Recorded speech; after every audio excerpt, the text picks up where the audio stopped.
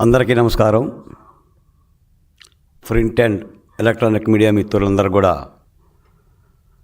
ఆంధ్రప్రదేశ్ రాష్ట్ర సామాజిక సంక్షేమ బోర్డు తరపున చైర్మన్గా జై భీములు. అందరికీ నమస్కారాలు. మిత్రులారా, గత వారం రోజులుగా ఆంధ్రప్రదేశ్లో వీధి సుబ్రహ్మణ్యం రక్త చరిత్ర పుటలో పత్రికల్లోనూ ప్రధానమైన మీడియాలోనూ విశ్లేషకుల నోళ్ళలోనూ మేధావుల మెదలలోనూ న్యాయస్థానాల మస్తిష్కాలలో రగులుతూ ఉంది. ఎమ్మెల్సీ అనంతబాబు చేసిన ఒక దారుణమైన హత్య మరియు డోర్ డెలివరీ, ఈ సంఘటన మీద పుంఖానుపుంఖాలుగా కథనాలు వస్తున్నాయి. అయినా సరే అటు అనంతబాబు కానీ, అనంతబాబు ఉన్న వైకాపా పార్టీ అధ్యక్షుడు వైఎస్ జగన్మోహన్ రెడ్డి గారు కానీ కించిత్తు చెలించటంలా అదేదో ఈ రాష్ట్రానికి సంబంధించిన సంఘటనే కాదన్నట్టుగా డ్రైవర్ వీధి సుబ్రహ్మణ్యాన్ని ఎవరో హత్య చేయలేదన్నట్టుగా, ఎమ్మెల్సీ అనంతబాబు ఒక శుద్ధపోస అన్నట్టుగా జగన్మోహన్ రెడ్డి గారు తాడేపల్లిలో ఉన్నాడో, యలహంక ప్యాలెస్లో ఉన్నాడో, లోటస్ బాండ్లో ఉన్నాడో నాకు తెలియదు, కానీ సేదతీరి నిద్రపోతున్నాడు. రాష్ట్రమంతా ఇంత పరమ కిరాతకమైన హత్య చేసిన ఒక ఎమ్మెల్సీని శాసనమండలికి ఎలా పంపిస్తావు జగన్మోహన్ రెడ్డి? ఏ హక్కు ఉంది అని ప్రశ్నిస్తుంటే ఆ ప్రశ్నకు వైసీపీ పార్టీ నుంచి సమాధానం లేదు. ఈ అంశాన్ని మీ ద్వారా రాష్ట్ర ప్రజలకి తెలియజేయటం కోసం మీ ముందుకు వచ్చాను. మిత్రులారా, మనందరికీ తెలిసిన ఒక కథ ఒకటి ఉంది. మహాభారతంలో ఏకచక్రపురం అనే ఒక ఊరు ఉండేది. ఆ ఊరి పొలిమేరల్లో బకాసురుడు అనే ఒక రాక్షసుడు ఉండేవాడు. వాడికి పని ఏంటంటే ఊరి జనులను భయపెట్టి వాళ్ళని చంపుకొని తినటమే. వాడి భయానికి భయపడిపోయి ఊరంతా, అయ్యా బకాసుర, ఊరి మీద పడిపోయి ఇలా జనాన్నంతా చంపేస్తే ఎలా అయ్యా అని ప్రాధేయపడితే వాడు ఒక షరతు పెట్టాడు. నాకు బండెడు అన్నం, 2 దున్నపోతులు, ఇంటికి ఒక మనిషిని పంపించండి, ఊళ్ళోకి రాకుండా ఊరు బయట ఆరగిస్తాను అని. ఊరంతా కూడా బాధపడ్డా చేసేదేం లేక అలాగేనని బకాసురుడు యొక్క షరతుకు అంగీకరించి ప్రతిరోజు ఒక బండెడు అన్నం తయారు చేసి, 2 దున్నపోతులు తయారు చేసి ఇంటికి ఒక మనిషిని చొప్పున ఆహారంగా పంపేవాళ్ళు. బకాసురుడు ఆరగించేవాడు. ఇలా జరుగుతున్న క్రమంలో కొన్ని రోజులు జరిగినాక ఆ ఊరికి అరణ్యవాసం చేస్తున్న పాండవులు వచ్చారు. కుంతీదేవి బిడ్డలను వెంట పెట్టుకొని ఈ ఏకచక్రపురంలో 4 రోజులు ఉందామని వచ్చారు. ఆ వచ్చిన రోజునే ఒక బ్రాహ్మణ కుటుంబంలో ఉన్న ఒక పిల్లాడు తల్లిదండ్రులు ఏడుస్తున్నారు. అప్పుడు కుంతీదేవి చూసి, ఏంటమ్మా మీకు వచ్చిన బాధ అంటే, వాళ్ళు చెప్తారమ్మా, మా ఊరిలో బకాసురుడు ఒక రాక్షసుడు ఉన్నాడు, ఇవాళ నా బిడ్డను ఆహారంగా పంపించాలి, లేక కలిగిన నా సంతానం, అందుకని ఈ బాధ నుంచి ఏం చేయాలో అర్థం కాక ఇలా ఉన్నామని అంటే, అప్పుడు కుంతీదేవి అంటుంది, బాధపడమాకండమ్మా, నాకు 5 బిడ్డలు ఉన్నారు, నా 5 బిడ్డలు ఒక బిడ్డను నేను పంపిస్తాను, ఒకవేళ నా బిడ్డ చనిపోయినా ఇంకా 4 బిడ్డలు నాకుంటారు, మీరు ధైర్యంగా ఉండండి అని భీమసేనుని పంపుతుంది. తర్వాత కథ అంతా మీకు తెలుసు. భీమసేనుని యొక్క గదాఘాతాలకు బకాసురుడు నేలమట్టం అవ్వటం, ఊరికి పేడ వలగటం.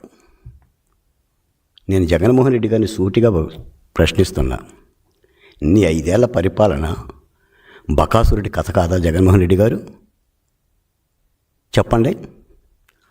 జగన్మోహన్ రెడ్డి గారు కానీ, ఆయన ప్రధాన సలహాదారు సజ్జల రామకృష్ణారెడ్డి గారు కానీ, ఆ పార్టీలో ఉన్న మా దళిత నాయకులు కానీ, మాటకు ముందు మాటకు వెనక అంబేద్కర్ గారి నామస్మరణం చేసే జూపడి ప్రభాకర్ కానీ, మేరుగు నాగార్జున కానీ, ఆదిమూలపు సురేష్ కానీ, చెప్పండి, నూలు తెరవండి. నాటి 5 ఏళ్ల పరిపాలన బకాసుర పరిపాలన కాదా? మళ్ళీ చెప్తున్నా, నేను డాక్టర్ సుధాకర్ జోలికి పోవడంలా, డాక్టర్ అచ్చెన్న జోలికి పోవడంలా, వజీరా గురించి మాట్లాడటంలా, నంద్యాల నాగమ్మ పులివెందుల మహాలక్ష్మి గురించి మాట్లాడటంలా, శిరోమణనారు గురించి మాట్లాడటంలా, చీరాల్లో చంపిన కిరణబాబు గురించి మాట్లాడటంలా, ఒక్క అనంతబాబు యొక్క హత్య గురించి మాట్లాడుతున్నా. ఈ తెలుగు నేల మీద కారంచెడు, నీరుకొండ, పదిరకుప్పం, వేటపాలెం, చుండూరు, కంచిచెల్ల, చెల్లకల్లు, గోకరాజపల్లి, బత్తెరపాడు ఏనాడైనా ఒక దళితుడు గుండెను చంపి డోర్ డెలివరీ చేసిన చరిత్ర మీరు ఎప్పుడైనా చూసారా? పోనీ విన్నారా? తాను చంపి తన వాహనంలో శవాన్ని తీసుకెళ్ళి సాక్షాత్తు ఎస్పీ పాత్రికేయ సమావేశంలో అనంతబాబుని నేనే చంపా అని గర్జించి చెప్పిన అనంతబాబు ఎమ్మెల్సీ పదవిని తీవా? అది హత్య కాదా? ఈ రోజున కూటమి ప్రభుత్వం వచ్చాక ఒక ప్రత్యేక సిట్ వేస్తే, నేర పరిశోధన చేస్తే, A1గా అనంతబాబు, A2గా లక్ష్మీదుర్గ దొరికిపోయి కోట్ల రూపాయలు ఖర్చు పెట్టి, కింది కోర్టు దగ్గర నుంచి మధ్య కోర్టు, సుప్రీంకోర్టు, కోర్టుల మీద కోర్టు ఖర్చు పెట్టి ఏమంటుంది లక్ష్మీదుర్గ? భర్తకు ఫోన్ లేదంటుంది, ఆమెకు ఫోన్ లేదంటుంది. అంటే సీసీ ఫుటేజ్ సాక్ష్యాలు పనికిరావు, ఫోన్ సంభాషణల సాక్ష్యాలు పనికిరావు. సుప్రీంకోర్టు ఆశ్చర్యపోయింది, ఏమిటి ఘాతుకం అని. బేరసారాలు చేస్తారా? సాక్షులను కొంటారా? పోలీసులను కొంటారా? మీరు హత్య చేసి ఏదో పెద్ద రాజు వెడలే రవి తేజములరగా అన్నట్టుగా దొడ్డిదారిన కోర్టులకు వచ్చి దొడ్డిదారిన పారిపోతారా? ఏంటి నీ ధైర్యం? నేను అడుగుతున్నా జగన్మోహన్ రెడ్డి గారిని, ఏంటి మీ ధైర్యం? ఎంతమందిని చంపుతారు? ఏం మాట్లాడతారు దళితుల గురించి? ఈ సందర్భంగా ఇంకో మాట కూడా చెప్తున్నా. అతను సినిమాలో ప్రకాష్ రాజ్ అని చెప్పేసి ఒక సిబిఐ అధికారి ఉంటాడు. విలన్ పాత్రధారిగా ఉన్న కోట శ్రీనివాసరావు దగ్గరికి వెళ్ళి అంటాడు, ఏమండి శివారెడ్డి పదవి దిగిపోతే నువ్వు ముఖ్యమంత్రి అవుతావు తప్ప శివారెడ్డిని చంపితే నువ్వు ముఖ్యమంత్రి ఎట్టవుతావు, హంతకుడు అవుతావు కదా అని. వివేకానందరెడ్డిని హత్య చేస్తే, ఆ హత్యను చంద్రబాబు నాయుడు గారి మీద నెపమేస్తే, నీ పత్రికల్లో చంద్రబాబు నాయుడు గారి చేతికి కత్తిచ్చి నిలువెత్తు ఫోటో వేసుకుంటే నువ్వు ముఖ్యమంత్రి అయితే అవ్వచ్చు. ఆ నింద చేత ప్రజలను నమ్మిస్తే నమ్మించవచ్చు. కానీ సుబ్రహ్మణ్యాన్ని చంపితే ముఖ్యమంత్రి ఎట్టవుతావు జగన్మోహన్ రెడ్డి? ఒక దళితుని చంపితే ముఖ్యమంత్రి ఎట్టవుతావు? దిగిపోతావు, దిగిపోయావు. దళితుడి రక్త చరిత్ర, దళితుడి రక్తపు మరకలు అంటిన తర్వాత ప్రభుత్వాలు కూలిపోతాయి. ఈ జ్ఞానం కూడా తెలియదా?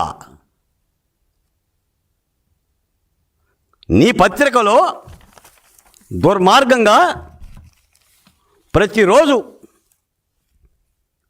చూడండి, సుబ్రహ్మణ్యం హత్య కేసులో సాక్షుల్ని చంపాలని చూస్తున్నారా? ఇవి నిజమైన పత్రికా కథనాలు. ఎంతమంది సాక్షులకు డబ్బులు ఎరవేశారో ఇవి విచారణ సంస్థలు మాట్లాడుతున్న విచారణ సంస్థలు. తెలుగుదేశం పార్టీ మాట్లాడుతుంది కాదు, జనసేన మాట్లాడుతుంది కాదు, భారతీయ జనతా పార్టీ మాట్లాడుతుంది కాదు. ఒక సిట్టి విచారణ సంస్థ ఎంతమందికి వెరవేశారు, ఎన్ని లక్షలు ఇచ్చారు? జాడలేని అనంతబాబు అరెస్టు. నీ దిక్కుమాలిన మీడియాలో అనంతబాబు అని అక్షరం ఉండదు. నీదొక పాత్రికేయం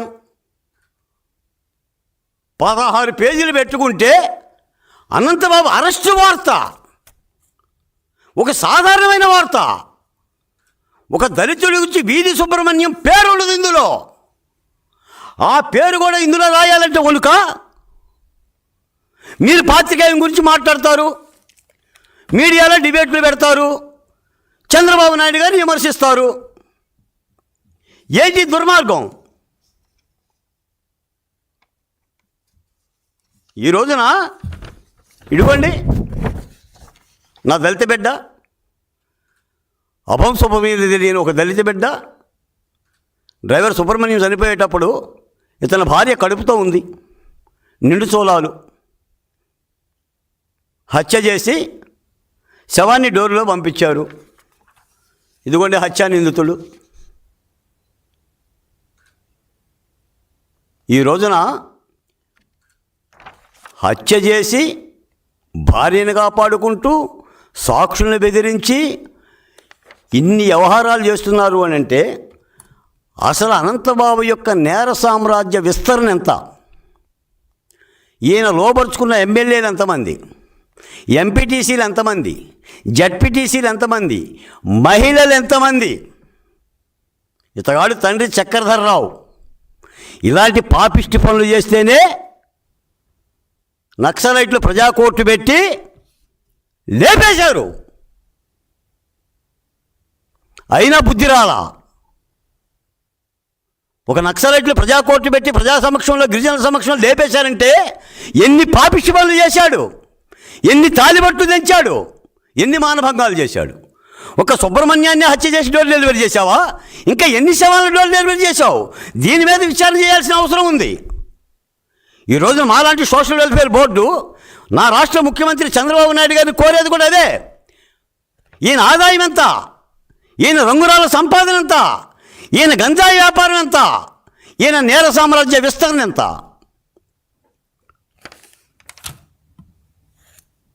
ఇప్పుడే మిత్రుడు చెప్తున్నాడు, వైఎస్ఆర్ కాంగ్రెస్ పార్టీ రాష్ట్ర ఎస్సీ సెల్ విస్తృత సమావేశం జరుగుతుంది ఆ తాడేపల్లి ప్యాలెస్లో బంగ్లాలోనని, సుధాకర్ బాబు గారి ఆధ్వర్యంలో. ఏం సుధాకర్ బాబు గారు, ఓ తీర్మానం చేయండి. మీరు దళిత బిడ్డలే కదా, దళితుల హక్కుల కోసం వచ్చారు కదా, చెయ్యండి తీర్మానం. జగన్మోహన్ రెడ్డి పంపండి తక్షణం. ఎమ్మెల్సీ అనంతబాబు పదవిని ఓడబేకండి, పార్టీ నుంచి సస్పెండ్ చేయండి. మోషే గారికి రాయండి, శాసనమండలి చైర్మన్కి. ఎవరు కాపాడుతారు?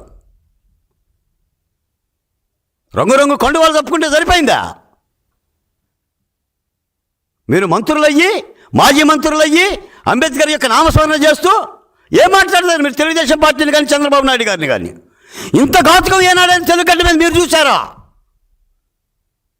మీకు తెలుసు, ఈ రాష్ట్రంలో బొజ్జ తారకం దగ్గర నుంచి కత్తి పద్మారావు వరకు, శివసాగర్ వరకు అలలు తలలో దించావు. సముద్రం ఒక మోకాల దగ్గర మరొకదని గర్జించి దళిత హక్కుల కోసం పోరాడిన తెలుగు నేల ఇది. ఒక హంతకుడిని వెనకేసుకొని వచ్చి ఇప్పటికీ మీరు ఎమ్మెల్సీ పదవి తీయకపోతే అక్కడ ఎస్ఐలు, డిఎస్పీలు, కానిస్టేబుళ్ళు అనంతబాబు సలాం కొట్టాలా? విచారణ సంస్థలు ఎలా ముందుకు పోతాయి? ఇంత దుర్మార్గంగా మీరు వెనకేసుకొని వచ్చి మళ్ళీ కూటమి ప్రభుత్వం కక్ష దాలుస్తుంది, మా మీద పగబడుతుంది, సోషల్ మీడియాలో పోస్టులు పెడితే అరెస్టులు చేస్తుంది. ఇలాంటి దుర్మార్గమైన వైఖరిని ఎప్పుడు మానుతారు? మీ ప్రభుత్వంలో అనంతబాబు గారు విడుదలైతే ఎమ్మెల్యేలు, మంత్రులు బొలోమంటూ వెళ్ళి గజమాలతో ఊరేగించారు. ఏవన్ ముద్దాయి, హత్య కేసు ఏవన్ ముద్దాయికి పాలాభిషేకాలు చేశారు. మీ ప్రభుత్వం చెల్లుబాటు అయిపోయింది, దిగిపోయింది. చంద్రబాబు నాయుడు గారి ప్రభుత్వంలో కూడా సాక్షుల్ని బెదిరిద్దాం అనుకుంటారా? ఏమయ్యాడు వల్లభనేని వంశీ? వల్లభనేని వంశీ ఏమయ్యాడు? దళితుని కిడ్నాప్ చేసి బెదిరిస్తే ఏం అనంతబాబు, ఎన్ని గుండెలు ఉండాలి నీకు? నేను ఈ సందర్భంగా మాట్లాడుతున్నా పోలీస్ అధికారుల్ని. ఈ మధ్య రాష్ట్రంలో జరిగే 2 కిరాతకమైన 2-3 సంఘటనల్లో బాధితులు చెరువుల్లో పడి చచ్చిపోయారు. కారు దూకి వెళ్ళి చెరువుల్లో పడి చచ్చిపోయారు. ఈ అనంతబాబు కారు దూకడా? ఆయనకి చెరువులు లేవా దూకడానికి? ఆ కిరాతక హత్యలకి రాష్ట్రం అంతా కూడా వాళ్ళు చనిపోయినా కూడా సానుభూతి కూడా వ్యక్తం చేయరా? మరి ఇతగాడు కూడా అటువంటి వ్యక్తే కదా. నువ్వు సుబ్రహ్మణ్యం సాక్షుల్లో కొనుగోలు చేద్దామని అడ్వకేట్ని బెదిరిస్తావు, కోర్టులకు పోతావు. నీకు లేదా